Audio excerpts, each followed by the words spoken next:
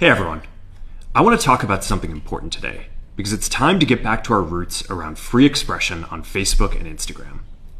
I started building social media to give people a voice. I gave a speech at Georgetown 5 years ago about the importance of protecting free expression, and I still believe this today. But a lot has happened over the last several years.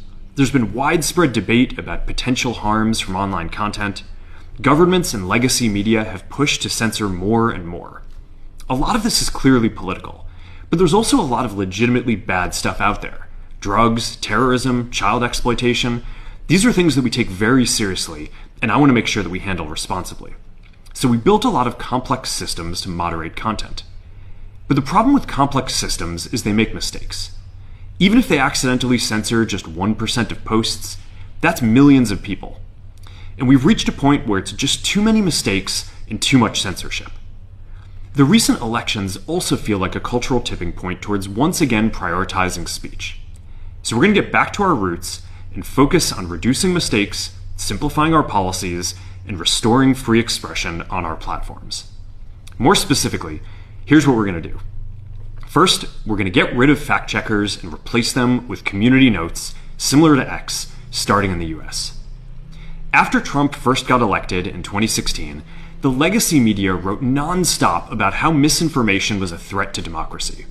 We tried in good faith to address those concerns without becoming the arbiters of truth.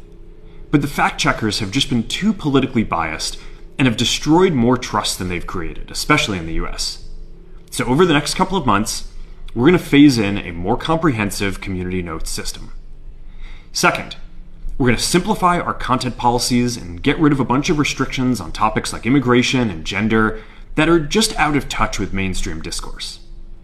What started as a movement to be more inclusive has increasingly been used to shut down opinions and shut out people with different ideas, and it's gone too far. So I want to make sure that people can share their beliefs and experiences on our platforms. Third, we're changing how we enforce our policies to reduce the mistakes that account for the vast majority of censorship on our platforms. We used to have filters that scanned for any policy violation. Now, we're going to focus those filters on tackling illegal and high-severity violations. And for lower-severity violations, we're going to rely on someone reporting an issue before we take action. The problem is that the filters make mistakes, and they take down a lot of content that they shouldn't. So by dialing them back, we're going to dramatically reduce the amount of censorship on our platforms.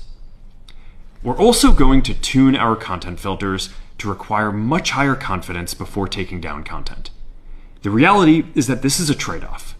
It means we're going to catch less bad stuff, but we'll also reduce the number of innocent people's posts and accounts that we accidentally take down. Fourth, we're bringing back civic content. For a while, the community asked to see less politics because it was making people stressed. So we stopped recommending these posts. But it feels like we're in a new era now, and we're starting to get feedback that people want to see this content again.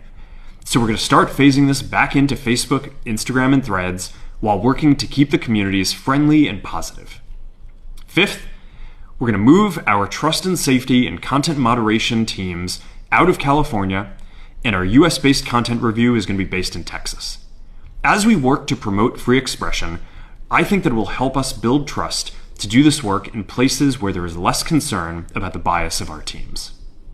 Finally, we're going to work with President Trump to push back on governments around the world that are going after American companies and pushing to censor more.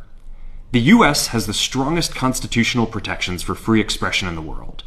Europe has an ever-increasing number of laws institutionalizing censorship and making it difficult to build anything innovative there. Latin American countries have secret courts that can order companies to quietly take things down. China has censored our apps from even working in the country.